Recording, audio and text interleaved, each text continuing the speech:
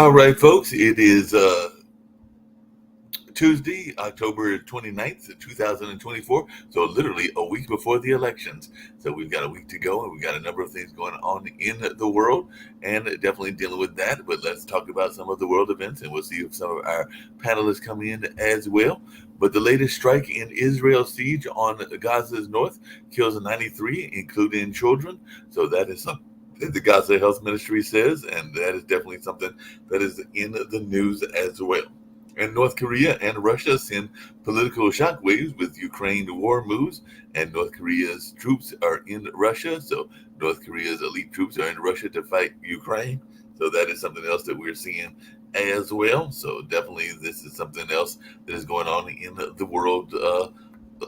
Kind of news and all along those lines. So definitely a number of things are happening in that space. And Israel's parliament passes bills banning UNRWA agency that aids Palestinians. So UNRWA already reduced in Gaza, and the Knesset voted only strengthen the process. So it looks like they are banning that particular organization over terrorism ties, and they are facing some international backlash. So that is something that we're seeing in the news as well. And Hezbollah has elected Naim Qassem as the head to succeed Nasrallah. So that is the new leader after Nasrallah had been killed and all in that space. So they have confirmed him as the new leader. So we'll see what his direction is and what direction he's going to take the war as well.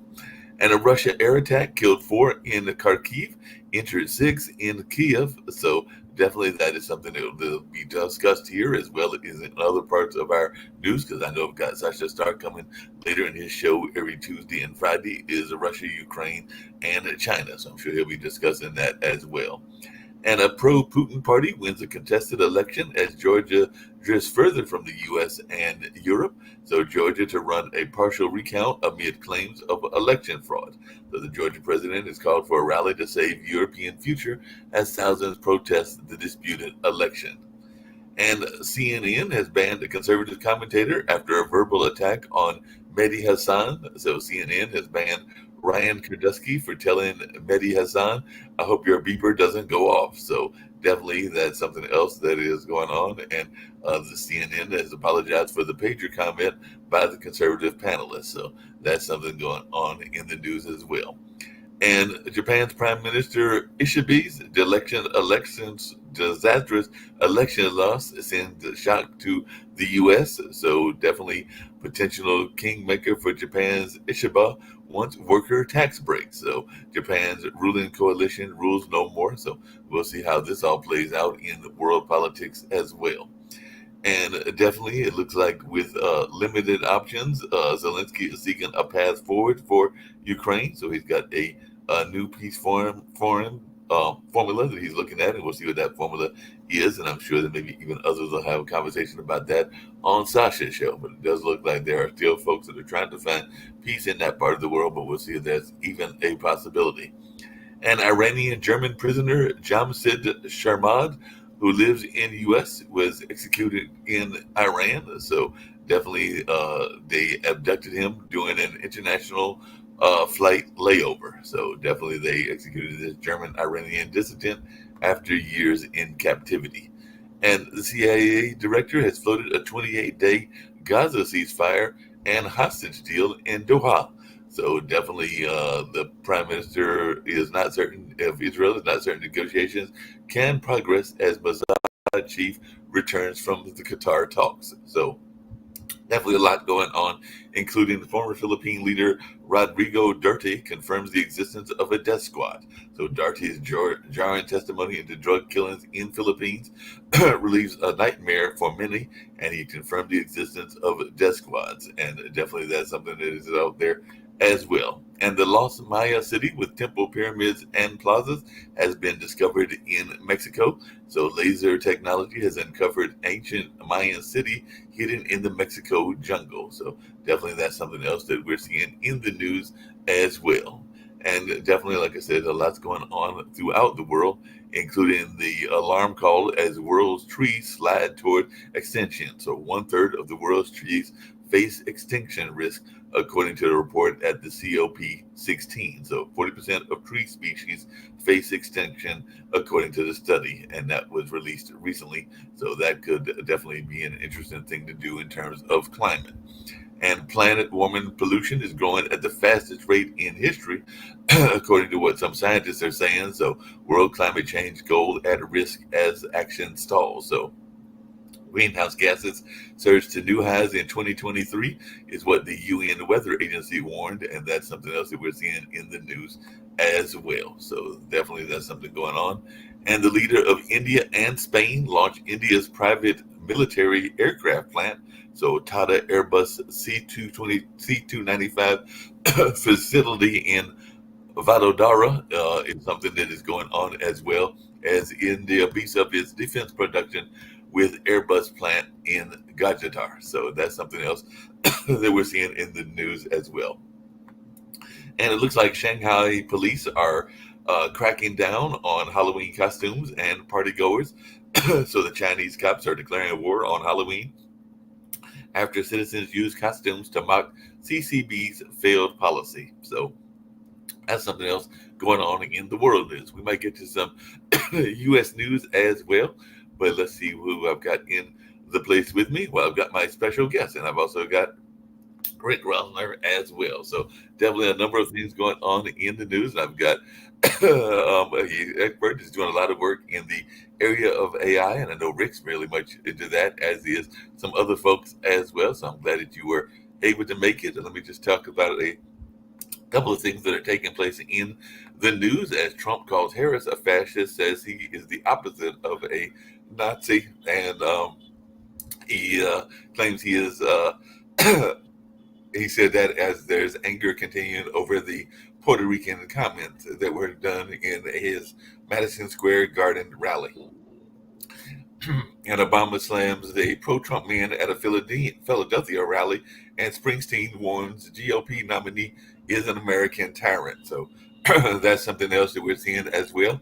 And a Louisiana state trooper avoids jail in the death of Ronald Green. So Louisiana trooper avoids jail time in the deadly arrest of the black motorist Ronald Green. And apparently ballot drop boxes were set on fire in Oregon and Washington. So definitely that's something that we're seeing as well. As a matter of fact, I think there were 3 states that happened at, but those are the 2 that I see reported in this particular news story. And Steve Bannon is released from prison in time for the last week push to election day. So that's something else that we're seeing in the news. And the Philadelphia DA is suing Elon Musk American PAC over its $1 million giveaway. So this year's vote count will be faster, but it still may take some time to find out who won and all along those lines. So that's just some of the news stories that are out there. Like I said, I do have a special guest, so glad you were able to join me pre-rock and everything. So definitely if you'll share a little bit about your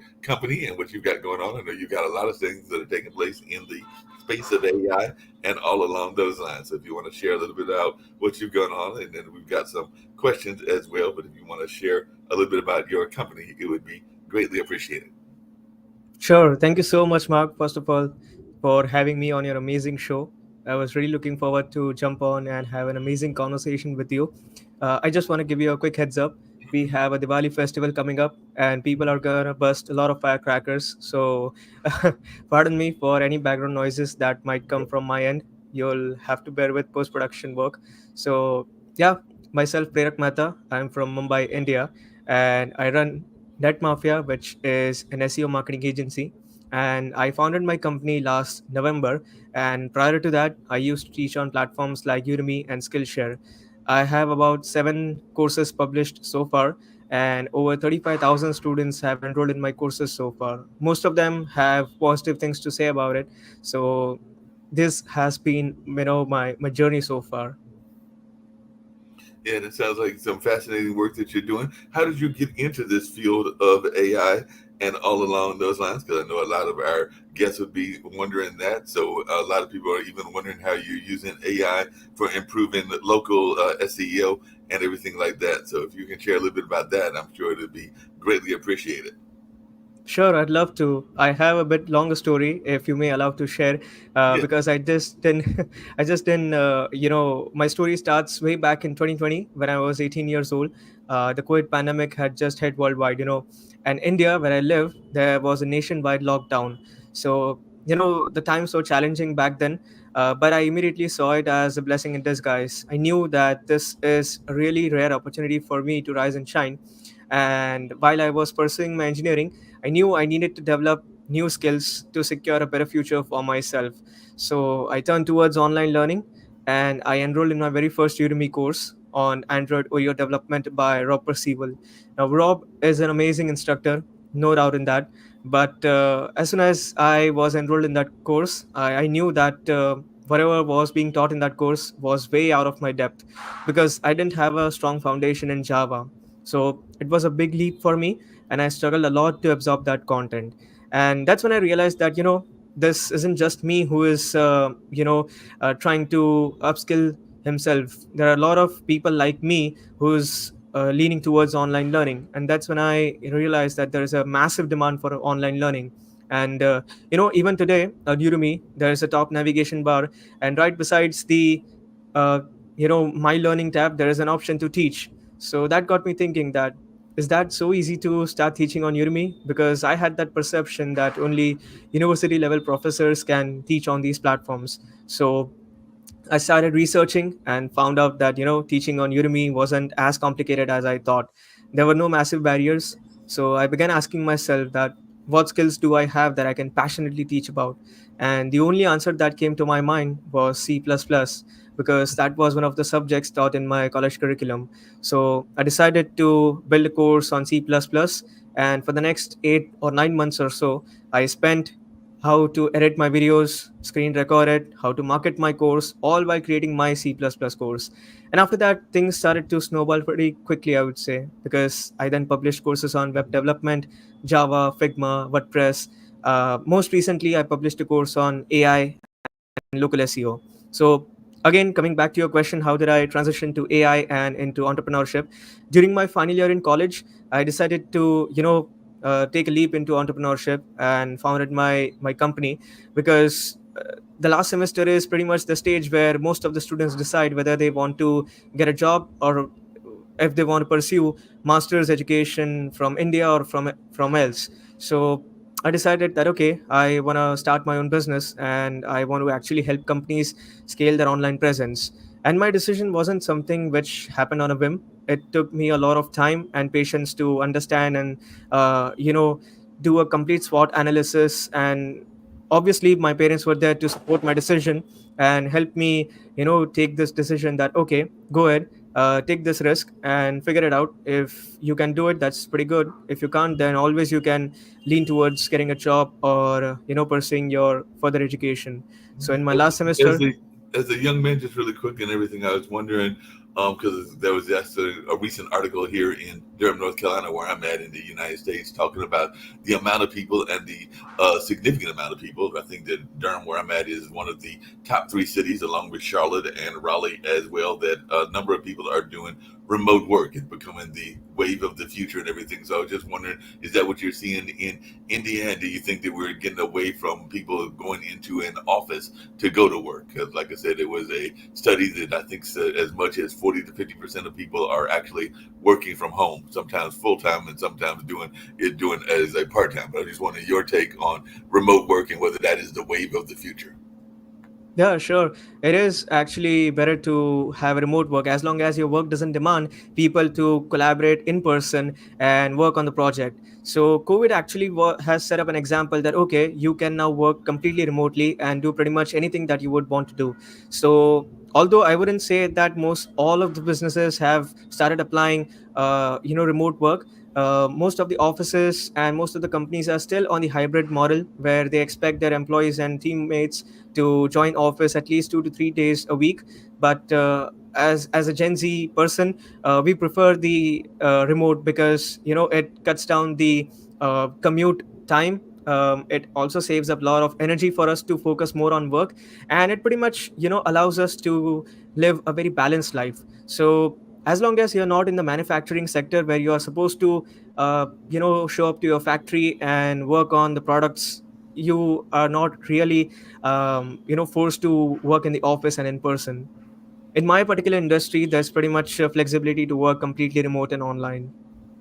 Yeah, that makes a lot of sense and everything. I know a lot of people are trying to get active activity from YouTube and from a number of other things. And it seems like you've got some ideas as to how people can grow their business using YouTube and using some of the other programs that are out there. So I just wondering your thoughts around that, because I know a number of people are hoping that they can get on YouTube or even the Google My Business profiles, but sometimes it is more difficult than people are willing to do. So I just wondering your take on what are the common mistakes that people make either in trying to get on YouTube or in the Google My Business profiles.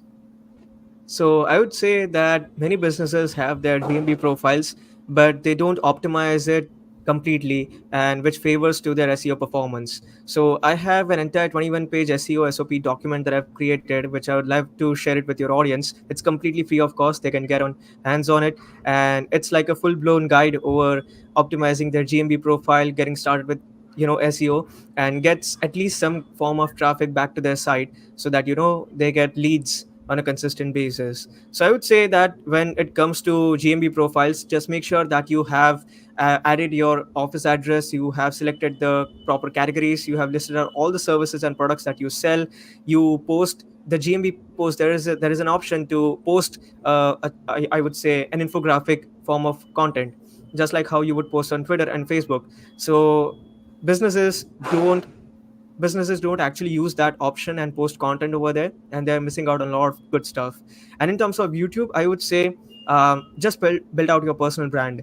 People associate with people more than brands, so try to put yourself on front of the camera, and just talk to people and be more trustworthy. I would say that's the go-to thing with YouTube. What I personally do on YouTube is I just put out content, what I like to call it as work blogs. I really passionate about building in public concept. So I just put content about what I do in my business, and people love it. They find my videos as online mentorship. So Yeah, that makes I a would lot say of sense this and is the way to everything. go. I know one of the other things you talk about is the power of transparency, and I'm a big person about transparency, just in terms of like history and other things along those lines. But what do you mean by the power of transparency, and also this notion of building in public as an entrepreneur? So you are a young entrepreneur. So what do you mean by that notion of the power of transparency? I would say that there are many, many, many people on YouTube who claim themselves as YouTube creators or YouTubers, and they only post their wins. And as someone who is just trying to learn and apply all those things which you learn for free from YouTube, you're pretty much going to face some backlash. Not in terms of backlash, but I would say that there will be phases where you won't see success. So it's best to post out content and videos where you're failing yourself as a creator, as a business owner. So just put out your wins, your loss, all the things. Don't hide and don't hold back anything, and that's how you stay transparent with your audience. That's all I would say. Yeah, that makes a lot of sense. Rick, you got any questions for our young entrepreneur out of India? And like I said, I found him through Matchmaker, which is a podcasting service. Most of my experience with SEO is with cheating. But 10 years ago, I'm mainly on Twitter, which is Mhm. terrible now because Elon Musk bought it and just made it very bad. But 10 years ago, you could buy 5,000 fake followers for $1. And I'm like, well, I should do that. And so I bought about 4 million fake followers. I was in the top 5 in the world in fake followers. And eventually they cleaned house and threw away most of my fake followers, but I still have close to 1 million, and people think I'm more important than I am. So, I'm a bad example. I'm like Well, just along those same lines, pre-rock and everything, what is your thoughts about some of the common mistakes that people make in the space of entrepreneurship or just in the space of social media in general? You kind of alluded to some of them, but what are some of the mistakes that you're seeing people make, whether they're young folks like yourself or there are folks older like me and Rick and everything? But what are some of the common mistakes that you are seeing people make in this technology and AI field? That would be pretty difficult to say because even myself have just started out a couple of months ago, and I don't think I've reached that position that I would comment anything related to guiding other creators because I'm still growing. And what I would say that differentiates the one who wins and the ones who don't get any results is the perseverance. You just have to stick to it, and you just have to keep working on it. That's all I would say. So what I'm mainly interested in is using your social media presence to generate other opportunities.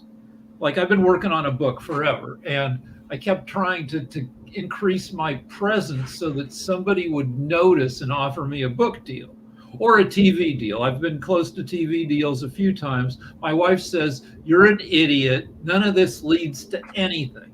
So, what do you think?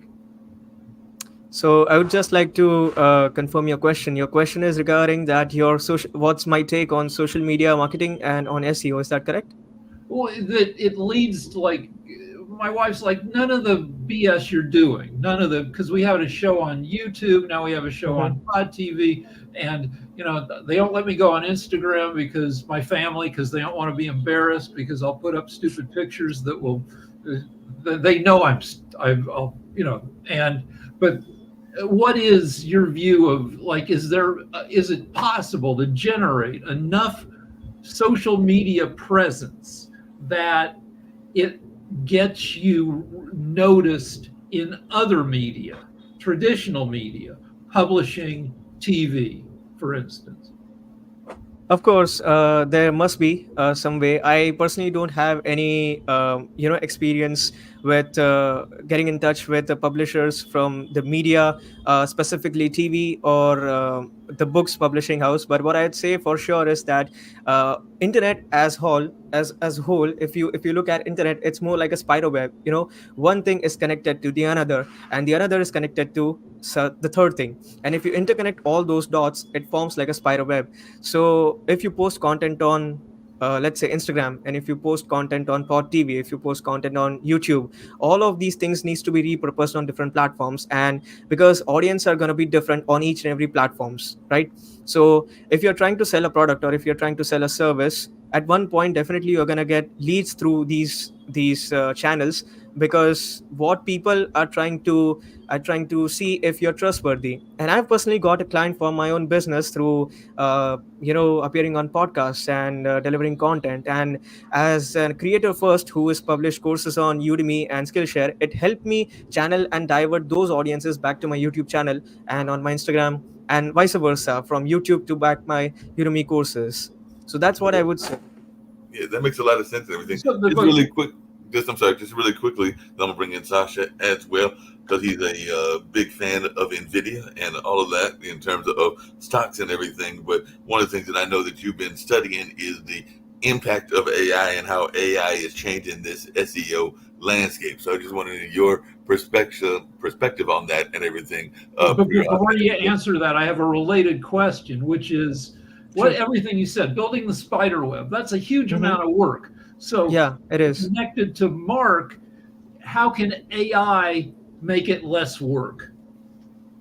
There are multiple different ways to do that. So like how if you're making an entire full length video podcast, you can essentially repurpose the same content in a text format or in a short form video content. And there are so many different AI tools out there. Have you heard about Opus.pro tool?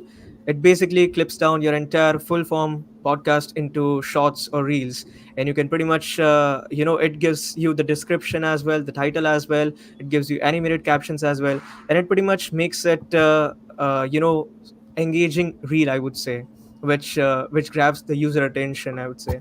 So there are a bunch of different AI tools you can make use of to repurpose the same content into different channels and repurpose that thing so that you can form that spider web. So Just really quickly, I'm just Okay, going go to ahead, Mark. introduce Kim, who is one of the founders, and she's actually in the technology space as well. And I heard her in the background enjoying this conversation because this is right up her wheelhouse, even more than it's my wheelhouse and everything along those lines. But I found this gentleman on one of the podcasting services and everything, and he is in the tech space. As y'all can tell, he's actually the founder of Net Mafia, a web design and SEO agency, and an established educator with, as he said a couple of times, Udemy and everything. But Kim, you're in this space, so this might be even more up your alley than up my alley. So any questions that you've got for this young gentleman that is in the tech space and is a young tech entrepreneur? What do you find to be your next venture? My God, that's a big, that's a long-term thinking. Honestly, right now, I would say, I have short-term goals and I have long-term goals. For me, the next goal I would be to focus on is to scale this agency and reach up to that level that our clients are satisfied working with us, and take us to a level that we have a great team and a big team members, and all of them are working in a way that I don't have to micromanage each and every project. So I'm trying to scale it as like a big SEO agency. That's the goal, that's the mission. Because you don't just stop with the one idea. You have to Sure, continue sure. plan growth. And you Yeah, got in at a good time. thank you. You engineered things well. And I'm sorry I missed part of the conversation because I was trying to get to here. But what do you think was the one thing that inspired this, or and gave you that spark, that idea? So when I published I'm not sure if you just heard from the very first beginning of our conversation. I've been posting, publishing courses on platforms like Udemy and Skillshare. And when I published my second course, which was on web development, people from our known circle started reaching out to me, and they offered me freelance projects to build websites for them.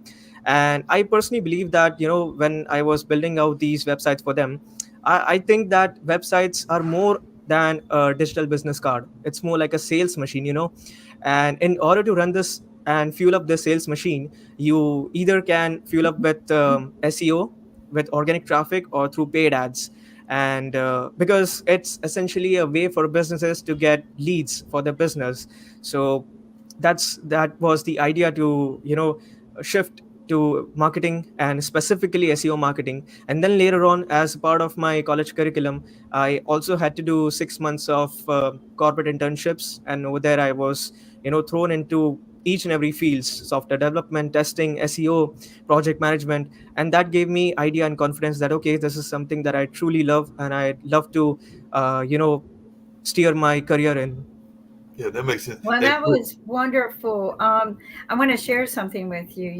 Sure. We're all entrepreneurs here. We're all Hmm. investors or just whatever, in the business world, and it takes that extra spark and drive and persistence to get to success. And what I want to share with you is that this show started this time of year.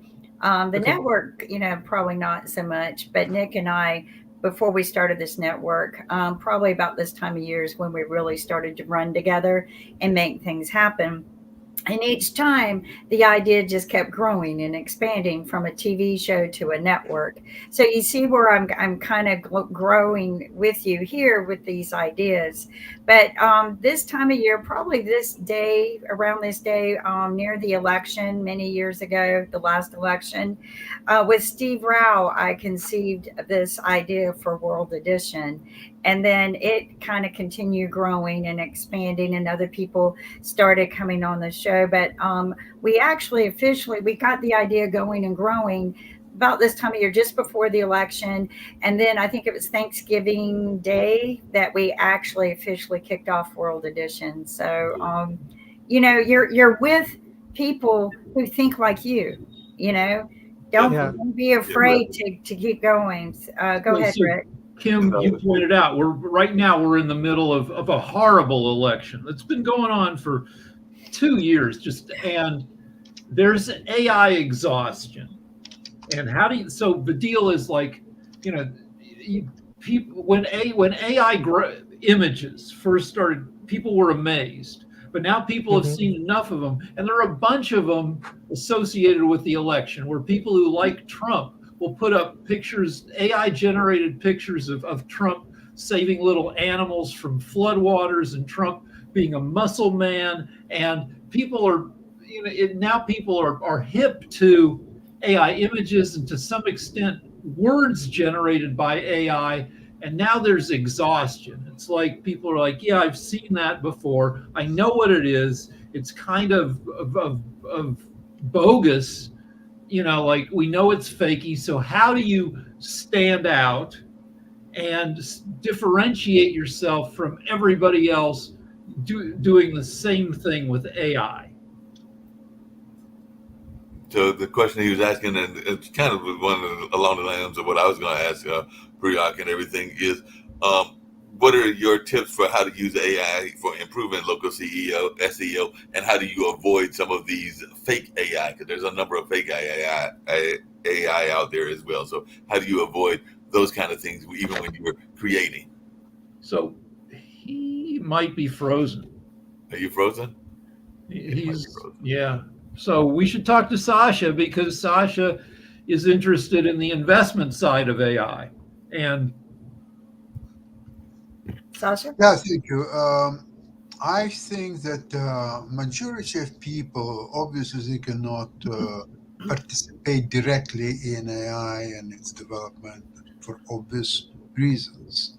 However, 100% of people, or close to it, could participate in this AI revolution by becoming shareholders of public companies which are actively involved, and there are kind of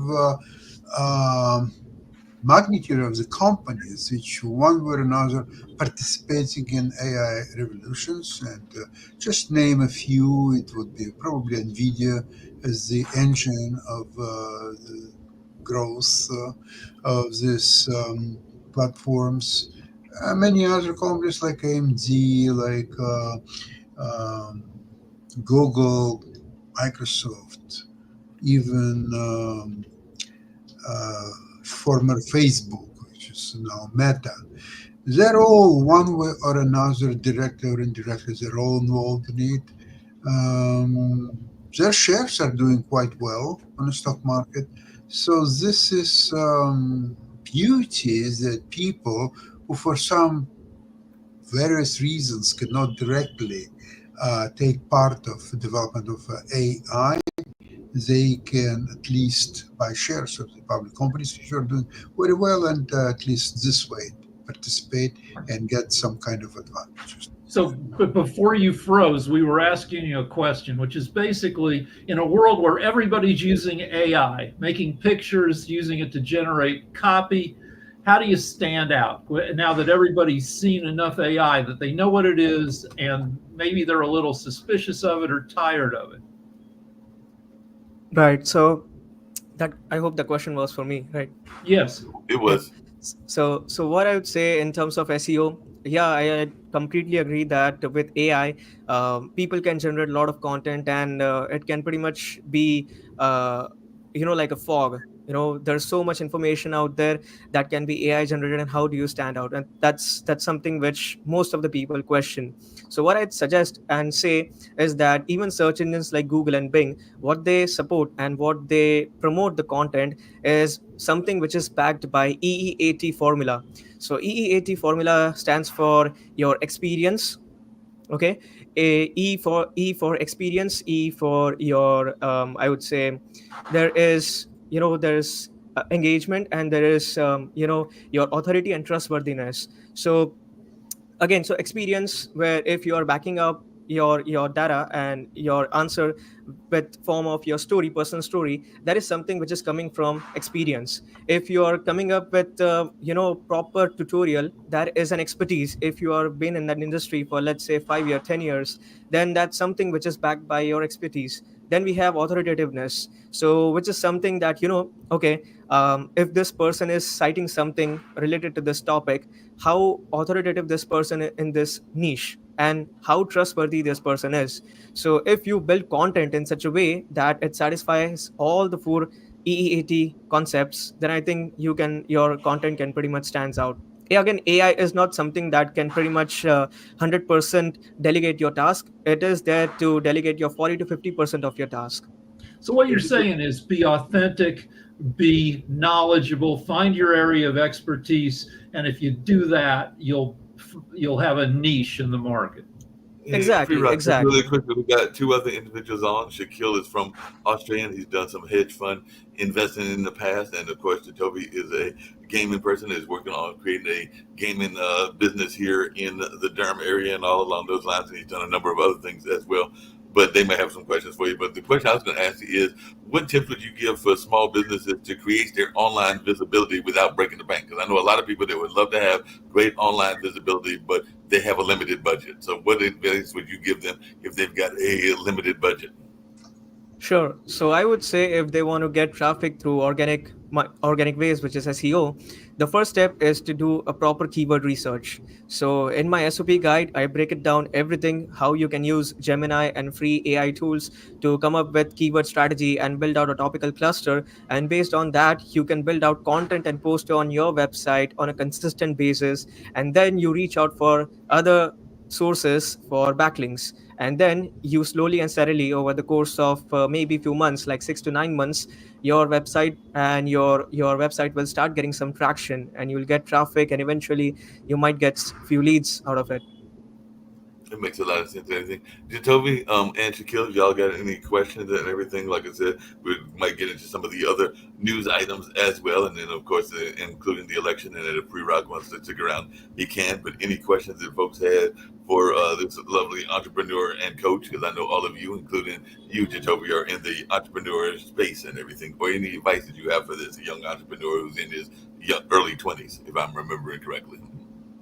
I mean, I don't have any questions because I came in late at this moment, and I apologize about that. But it sounds like you have a lot going on, and especially in the AI space, which is a great spot to be. So, yeah, I mean, I'm just trying to catch up on the conversation and listening to what's going on.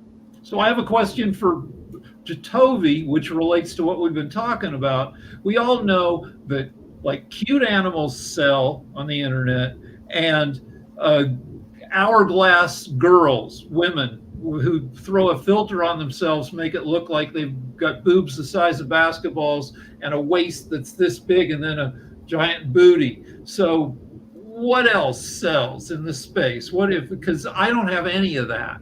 I've got a cute dog, but that only goes so far. In the internet space, I mean, it's No, the normal. in the capturing, in the whole generating content space, you're in a highly competitive gaming field. So, like, what sells in gaming? In all honesty, from what I found, it's all the same traditional things: sex, hate, shock value, anything. It's just a matter of grabbing attention. For example, one of the biggest things that kicked off and on Twitch, when Twitch started, everybody was starting to do streaming and gaming and everything else, and then everybody tried to find a niche. You know what one niche became?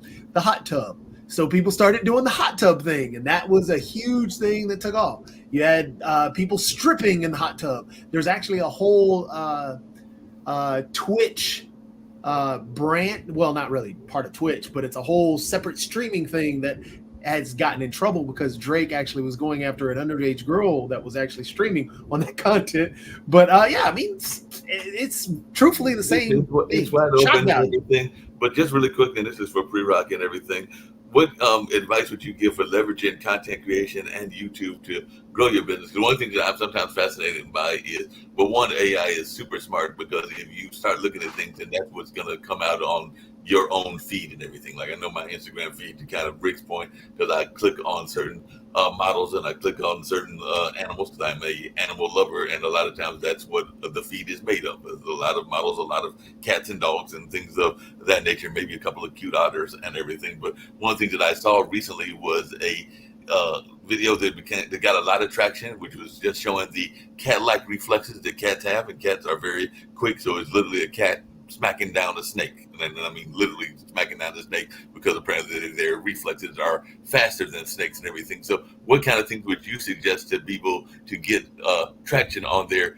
YouTube, Pre-Rock? Because like I said, that had thousands, if not hundreds of thousands of feeds, because people were liking watching the cat smack down the snake.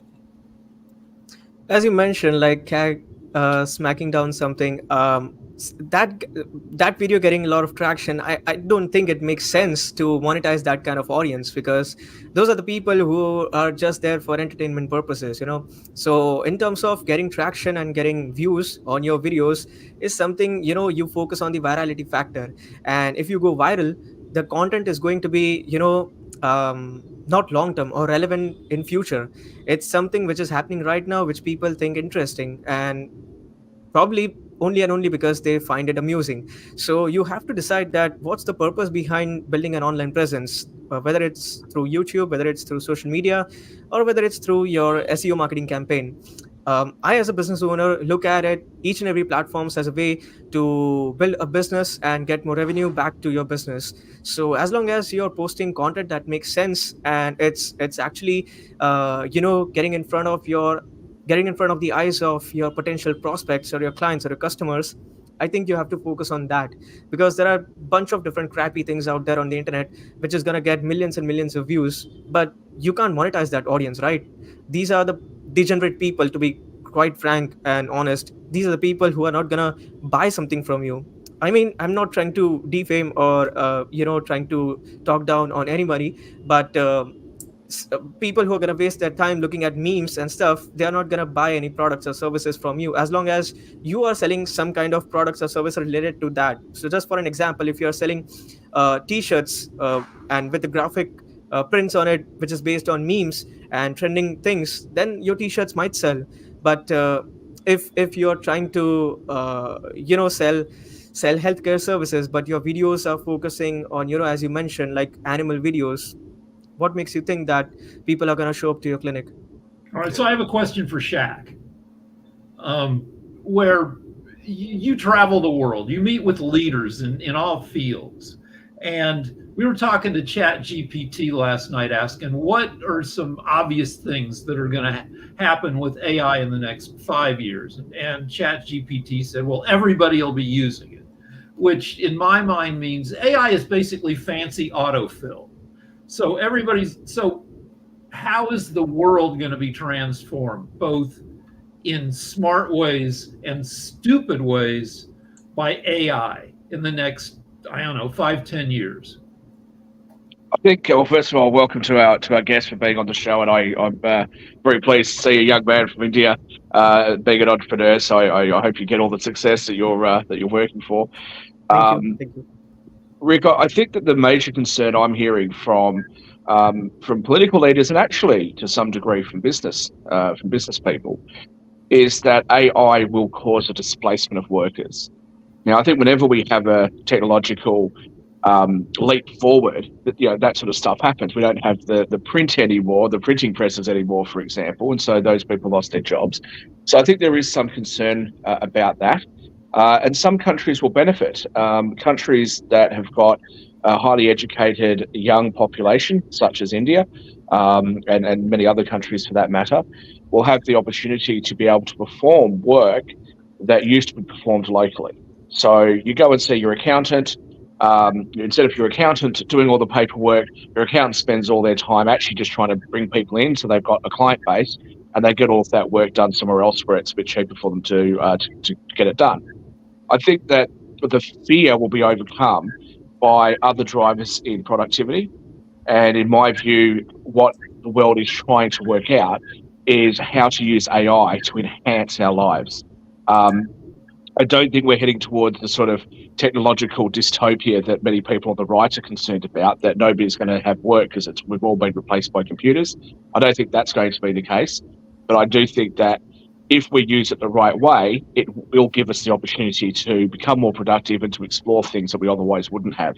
But there is going to be some significant changes to how we live our lives and to what sort of jobs people do and that sort of stuff. I think AI will probably bring us closer together around the world. We'll be a much more international group of people, and a lot of people don't like that level of globalization. So there are some challenges. I think that during my lifetime there's probably been more changes because of technology than any other time in history. We've gone through a lot of rapid changes, and I think people have to be able to adapt to that and keep up with things.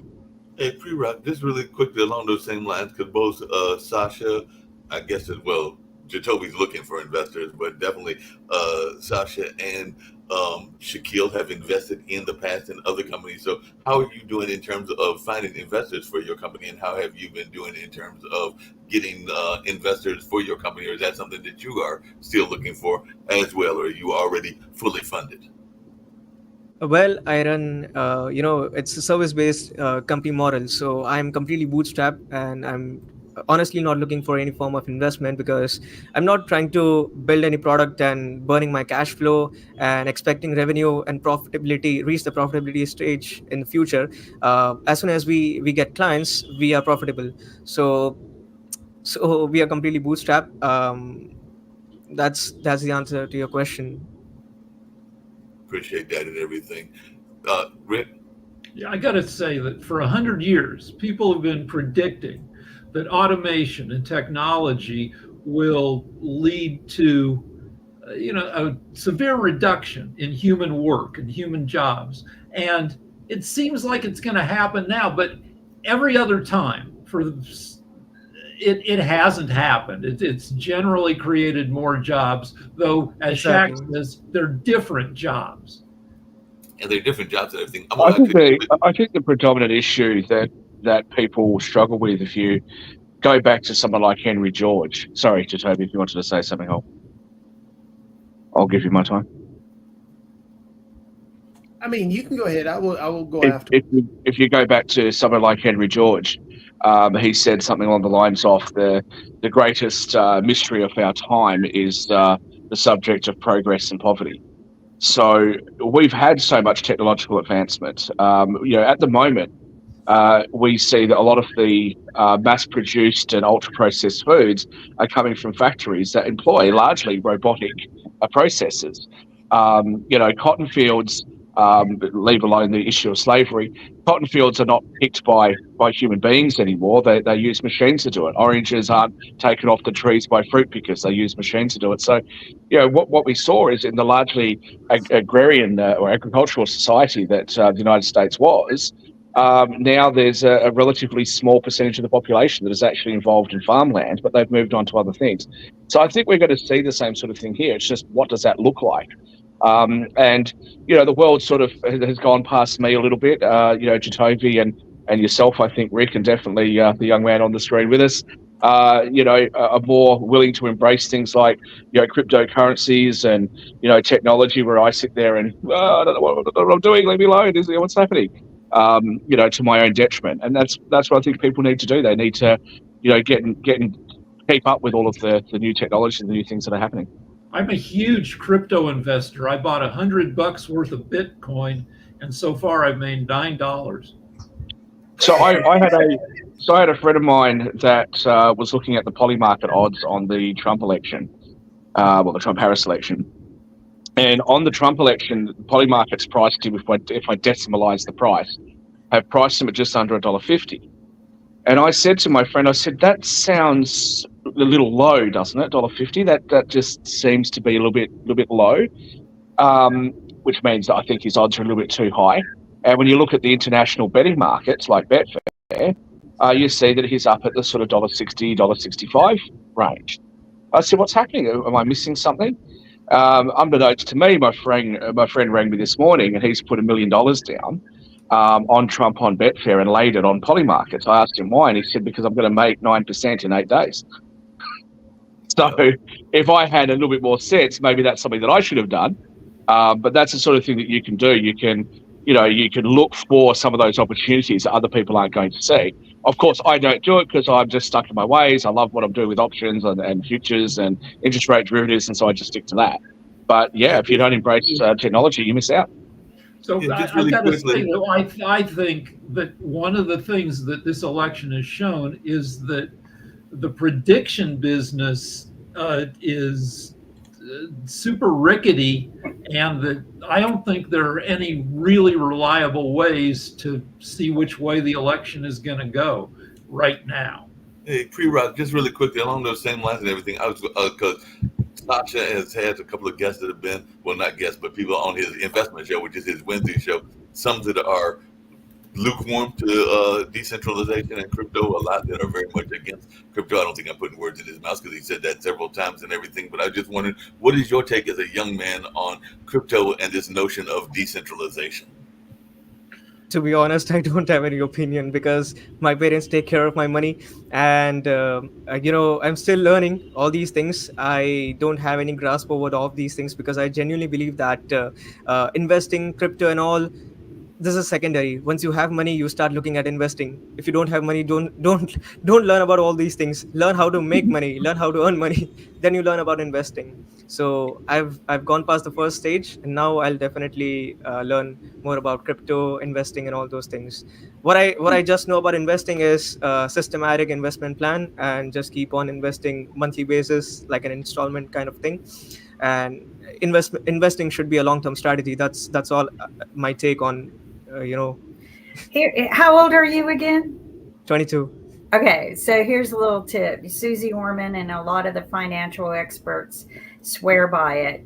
But at your age, they say start around 18, when you generally maybe pick up a job on the side, save $100 a month. Just put it Sure, aside. If you sure. can do more, do more. Then when you reach a certain level, start investing it. And the compound interest that you earn over the years, by the time you're 40, you should have around $1.6 million in your bank account. And that's just Mhm. with proper due diligence. But according to them, it only takes $100 a month. And then you put it in to something, diverse your investments. Don't ever put everything into one basket. Except yourself. Invest in yourself a lot. One more question that I ask a lot of startups: what kind of insurance do you carry for your company? Right now, for my company, we don't have any full-time employees. We have people working with us on a gig basis. So it's really beta stage, I would say. I just founded my company last November. All the formalities in terms of registering. The actual work started post my graduation, like last August, and then the actual work in the company started, and we started getting clients and doing the work. So one of the things I want to tell you that I tell my clients or startups that I'm coaching is invest in yourself first and foremost. You are the asset. You are this and this. And if something happens to you, the company fails. So two things: get yourself. It's funny because somebody said this to me the other day. Oh my God, she is so redundant with whatever she does. Backup plan to everything. And it was so funny because he told his kids this when we were doing something. And I said, yep, I am. And it pays off. But invest in insurance in yourself. Nobody ever thinks about that. They invest in their car, they put insurance in their car, their houses, their company, but not themselves. So insure yourself because you are the asset. Okay. And I guess it's Rick's turn. I just Thank you want to so go much, back Kimberly. to That was brilliant advice. I knew, but thank you so much for knocking on my head and giving me that advice. Thank you.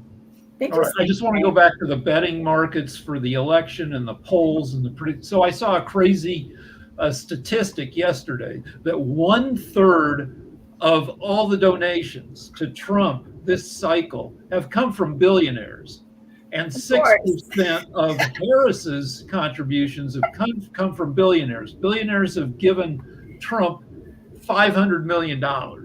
So with that amount of money flying around, it makes sense that the betting markets, that billionaires can push it around too by dumping $1 million here and there, and so it's not it's not necessarily reflective. Then if you look at the polls are supposed to be these precise things, but they're built from models that are based on guesses. For instance, women prefer Harris over Trump by about 14%.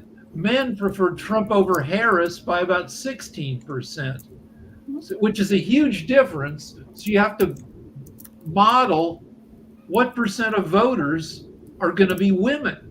In the last election, 53% of voters were women.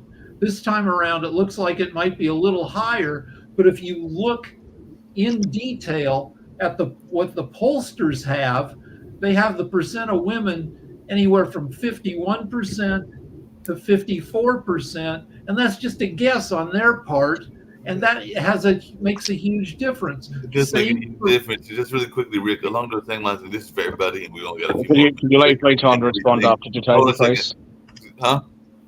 Can you leave me time to respond after Jacoby?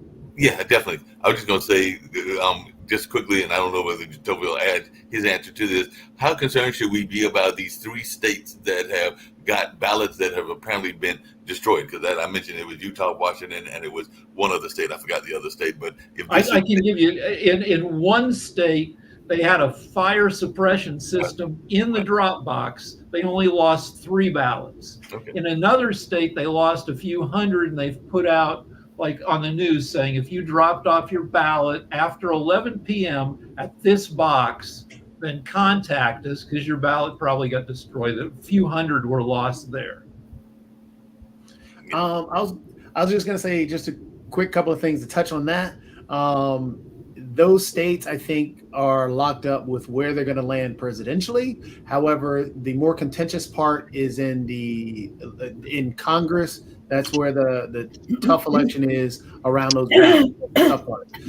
Rick did talk about how women are more reliable voters than men. So that's going to be an interesting thing because we always talk about the gender gap where Kamala Harris has a problem with men. Well, Trump has a problem with women. But even more so, I saw something pop up and we only have a few minutes left that we didn't even say, and I didn't even get to say it. But happy birthday, Kim! Oh, thank you. Thank you. Yeah. I mean, and I'm celebrating kind of the birthday of the TV show because this is when we kind of came up with this idea. And then we officially launched it on Thanksgiving. Steve Rao and I did. So the show's been around a long time. And it's like one of my favorites because we bring so much. But thank you. Yeah, big celebration today. One of the things I want to ask everyone when we're Happy talking birthday. about Trump and the everything is who coined because he's going around saying the evil within and we got to get rid of them and kill them. Does anyone know who actually coined that phrase in their speeches? I mean, the default if this were Jeopardy, we'd guess Hitler. The answer is always Hitler. It is. And he did. He used it to incite fear so that people would hate and fear of another kind of people. And, we'll say it, the Jewish people, we knew that. But he literally coined that phrase publicly. It might have been used before him by some of the other communist type leaders, but he literally coined that phrase and he used it a lot. The evil within must be destroyed. We have to destroy the evil within. And that's a little unnerving to me. It really is. The fear and the hate that is being incited.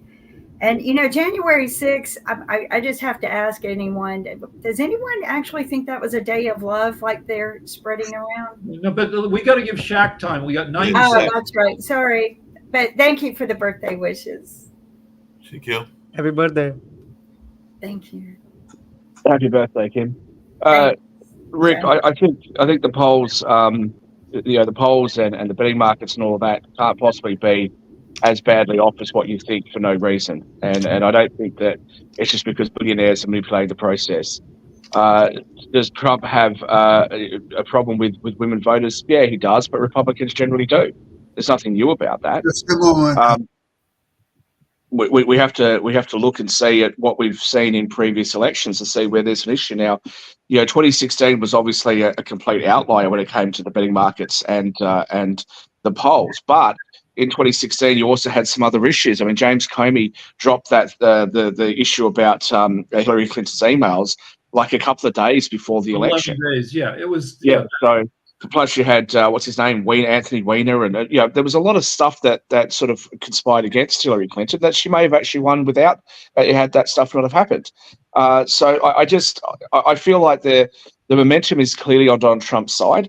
Some people are now suggesting that he's going to win New York and have an absolute landslide. Well, that's probably not going to happen. It's not likely to happen, but it's possible. It's also possible that Kamala Harris will win all 7 states and maybe flip something like a Texas or or somewhere.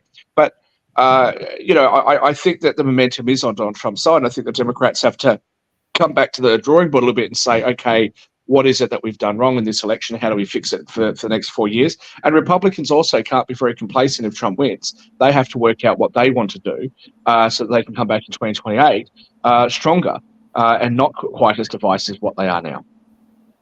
Just really quickly, Pre-Rock, I appreciate you being on the show. So if you want to just tell folks how they can reach you, and then we're in this particular show, but if you can tell folks how they can get in touch with you and learn more about your company, and hopefully you'll join us again on a future show as well.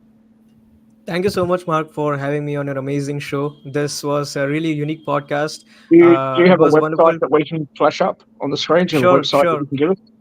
Sure. So should I put it in the private chat? Yeah, then Mark can Yes, maybe if you flash put it it on in the the screen chat. as we go through it. Put it in All the right. chat.